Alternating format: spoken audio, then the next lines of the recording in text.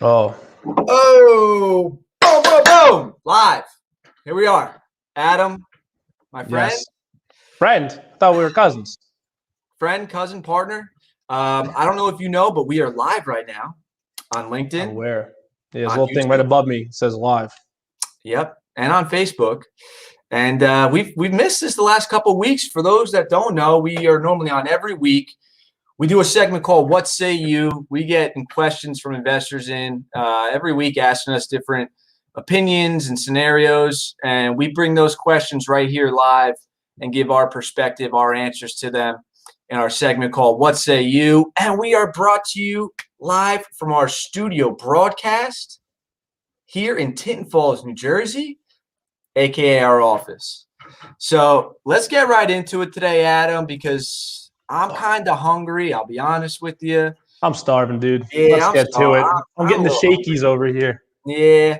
And, people got questions and we got answers. So let's just get this thing ripping and rolling. Do it. This one's going to be for you right off the bat. We got Matt from New Jersey. He says, I'm thinking about buying a retail strip center, but the leases are all short term, anywhere from 1 to 3 years. How would you determine if the tenants will stay or leave? So, Adam, what say you? All right, Matt. Good question. But immediately what I think of is the viability of any tenant, right? This is retail. So whether they have 6 months, whether they have 10 years, we're looking for the same thing, right? We're looking for healthy operations, whether it's a restaurant, whether it's a soft goods store, whatever it is. Every sector of retail has their own health ratio, call it. For grocers and stuff, this is the most immediate one, most recognizable, usually under 3%. So what you're looking for is the health ratio, the rent to sales, right? How much rent are they paying and compared to how much their sales are? It varies from year to year. You want to see a trend. You want to see a downward trend on the ratio, meaning that their operation is being healthier.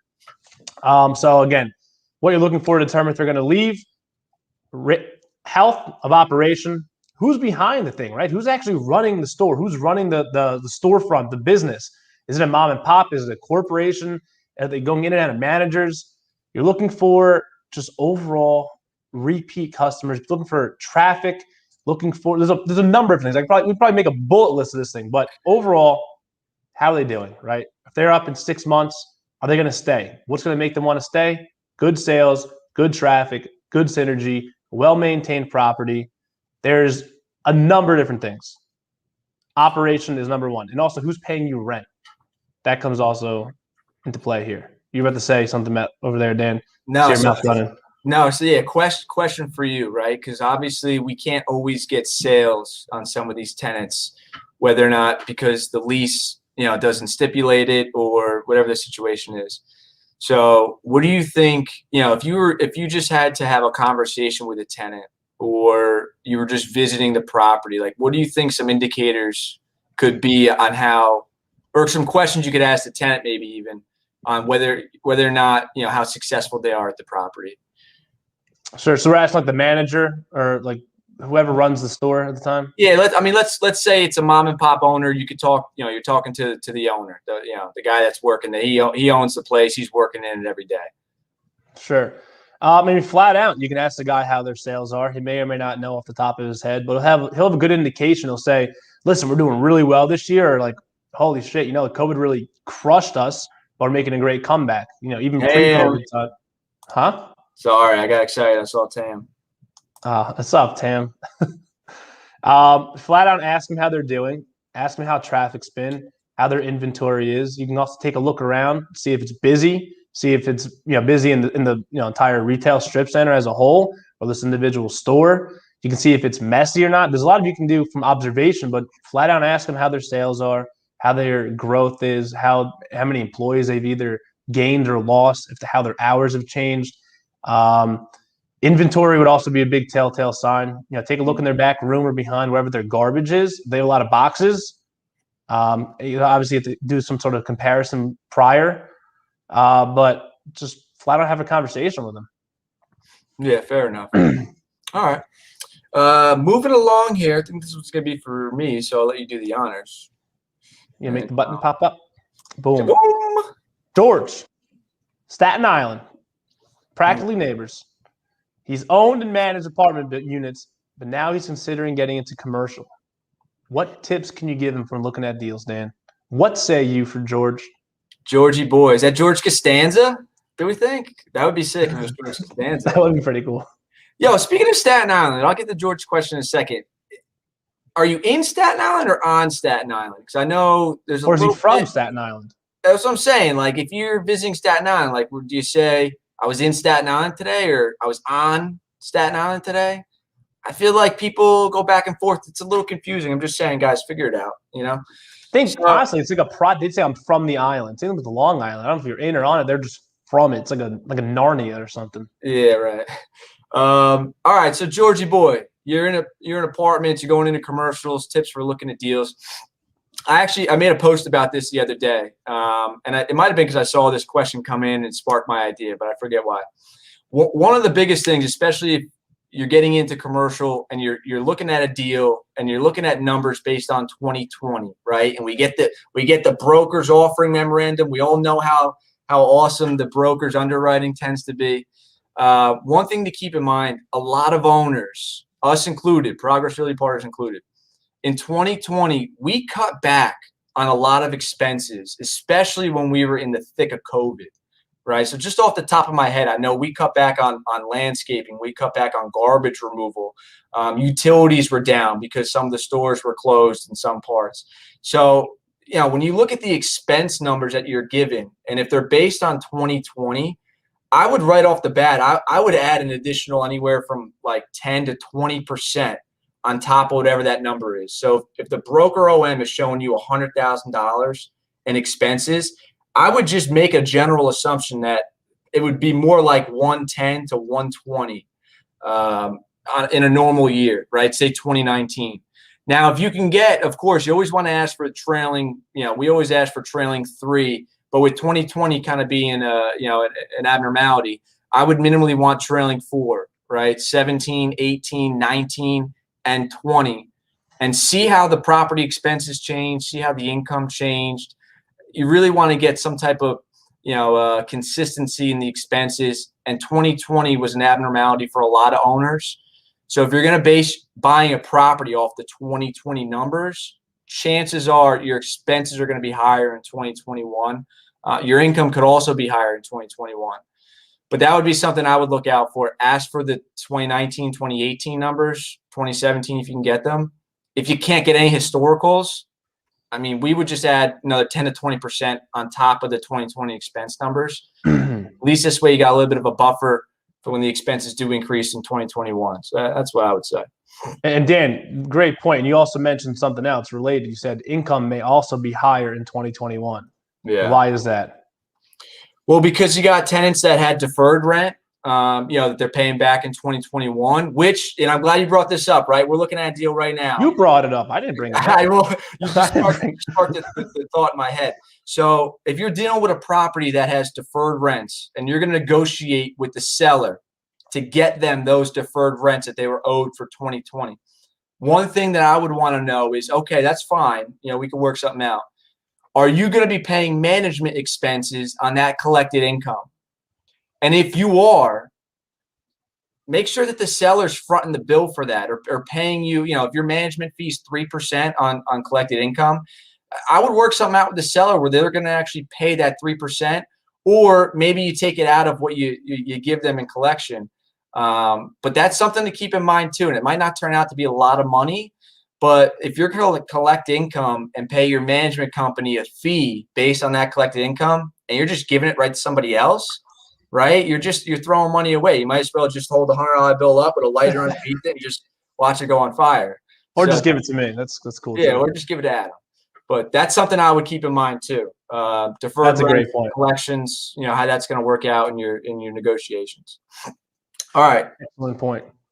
Let's move forward. We got Evan from Pennsylvania, Adam. Look at all these Northeast guys over here. Staten Island, Jersey, Pennsylvania. Yeah, we got a lot of Northeast guys this time around. Nice. He says, I get that location is important. You're a smart guy, Evan. But how important is it for an industrial property compared to a retail property? That's a good question. So, Adam, what say you? or All Evan? right, so industrial compared to retail. So every like again, location, rules 1, 2, and 3 of real estate, right? Besides underwrite conservatively, we'll put that as 2.5. Yeah. Every asset type has their own needs, own items that actually equate to them being well positioned for that asset class. For retail, for instance, right? You're looking for traffic counts. You're looking for other retailers in the area. You're looking for highways and ease of accessibility. You're looking for signalized lighting, hard corners, signage, and that all kind of plays into the location. But it's very different from industrial, right? Retail, damn, we always harp on 1, 3, and 5 mile radius demographics, right? Density. We want to see good densities in a 3 mile and definitely a 5 mile. 1 mile could be hit or miss depending on where it is and what exactly it is. But industrial, we don't care about the 1, 3, and 5 mile. If it's a distribution center, if it's a manufacturing warehouse of some sort, most likely they'll be shipping it out, either to their warehousing distribution points or direct to consumer. They look for 10-hour drive times. You and I aren't sitting there driving 10 hours to go to a CVS, right? But to get your hammers and stuff from like Stanley Tools, whatever the heck it is, that's how they distribute it. So they look for ease of highway accessibility opposed to how close they are to homes. They look for major distribution points. They look for their distribution points within their company if they're a larger company. But like Amazon, right? They might have 10 distributions or 10 warehouses in a 20-mile radius. They all serve a different purpose. Mm-hmm. But they're all very well located close to highways. They're all very close to dense areas for the most part. And if they're one of their, larger warehouses, within 5 to 6 hours, they can probably access like 20% of the country. We're looking at a deal the other day, and it was it Rigid Tools. They're one of their main distribution centers out in Ohio. And I was like, this is in the middle of nowhere. And I was talking to the brokers, like, it's a 12-hour drive to 80% of the population in the country. And it brings up a great point. I mean, whatever highway systems there are in parts of the area, I mean, they have different distribution points. If that's what they look for, that's what they look for. So it varies from asset class to asset class. Something like multifamily, you want to be close to retail. Maybe you want to be close to transit, to train, to bus stops. Every asset class is very different. Yeah, I mean, 100% right. And I think the idea of the location being important is relative, right? Because it's not that the location is less important for, just to kind of build off your point. It's not less important for industrial versus retail, but the importance, the focus on certain things is different, right? Industrial, you're not necessarily looking at what the income demographics are for an industrial property within 5 miles, right? It's not as relevant. So location is always important, but the importance shifts to different aspects of the location, like you mentioned, drive time, proximity to how many people, for distribution centers and stuff like that. Incomes don't necessarily come into play as much. So I just think that the focus shifts to other areas. The location is always important, but the importance for an industrial property is not going to be the same as a retail property and vice versa. But I think you hit the nail on the head. The one thing that you actually sparked my mind, right? The one thing that's probably a constant throughout almost every asset class is growth, right? Whether it is industrial, office, retail, you want to have growth because you need a workforce. You need people to physically occupy the space in the building. Yeah, so growth might be the only one. Yeah, another good point. All right, moving on to Jason. Where's Jason? From New Jersey. Where are all these people? Yeah, he's from New Jersey. Yo, Jason, shout out New Jersey. Love New Jersey. No idea who Jason is. Go ahead, read me off. Jason wants to know, are these single tenant deals as good as everyone says they are? What's the biggest risk? Ooh. What say you, Mr. Daniel? Yeah. That's a loaded question. I tell you, this is a great question for our buddy Gabe Jonas, because I know he's got a lot of valid, strong opinions on the single tenant net lease space. Just a couple.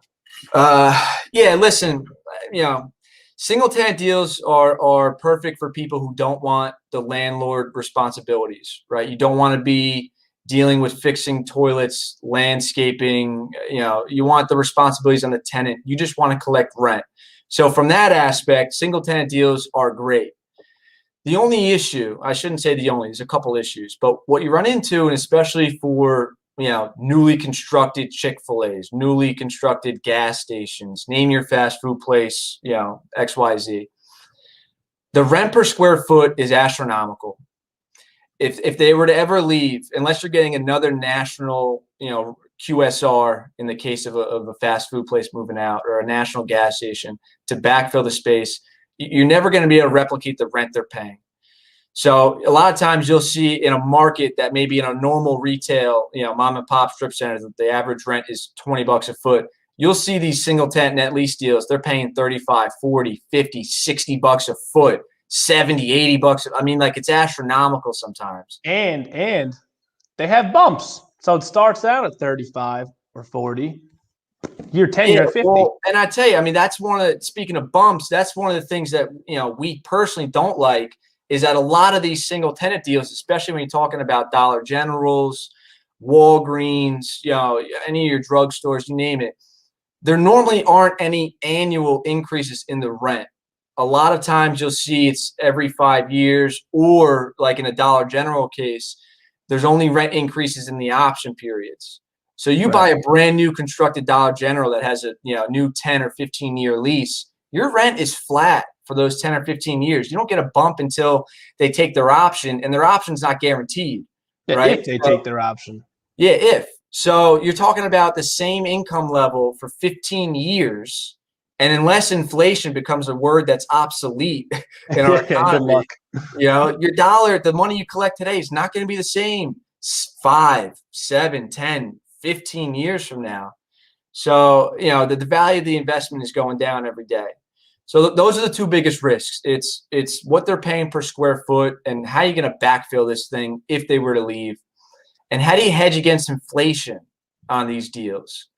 They're great from a lack of management responsibility, 100%. You got 1031, you're doing apartments, you're elbows deep in a toilet, scrubbing shit, fixing toilets. You don't want to do it anymore. It's great, right? But there are risks that I think people are either naive to or just choose to ignore on these single tenant deals. And the two that I mentioned, I think are the biggest ones. Yeah, and just to add on that, some of these, like, banks specifically pop in my mind. Yeah, they're very specific uses. So the to fit out the space where they leave is going to be extremely high. So, here you are day one, your property will never be worth as much as it is as you just bought it for. Mm-hmm. Your rent is staying flat. Your rate of return is probably eventually decreasing over time. Mm-hmm. And now you have to put an astronomical amount of money back into these sites. But some of these things are very well located. Chick-fil-A, Starbucks, McDonald's, those are the kings of location. So yeah, no, absolutely. I mean, the odds of them leaving, especially when you're talking about good locations, it's probably slim, right? They're probably not going anywhere, realistically. But you never know. And if you have an exit strategy to sell the property and you don't have any bumps, I mean, let's just use common sense. A 20-year lease is more valuable than a 10-year lease. You're not going to get a better cap rate on your sale. And if you have the same NOI, then naturally your sales price is going to be lower than what you paid for it. Let's just use our brains. Especially right now with all these super low cap rates. I mean, Chick-fil-A's at 3 caps, 3.5 caps. Yeah, I don't know. You think you're going to sell it for a 2 cap? I tell you, you see the underwriting on some of these groups out here when they show their exit cap rates. You would think so. I digress. Yeah, we'll digress, and we'll digress for the rest of today because that's it, guys. That was this week's What Say You. We had 4 questions, 2 for me, 2 for Adam. We do this every week. We missed the last couple weeks. We're sorry. I know you're waiting for us, but we're going to get back on the horn next couple weeks coming out. And as a reminder, if you want to invest in commercial real estate where you get direct ownership, you get dependable cash flow, and you don't have to do anything, you're completely passive, check out our website, prp.us. We're Progress Realty Partners. My name's Dan Salonis. I'm Adam Dickert. We'll catch you guys next week when we got 4 more questions, 4 more answers. Until then, arrivederci. Cinco de Mayo. Adios.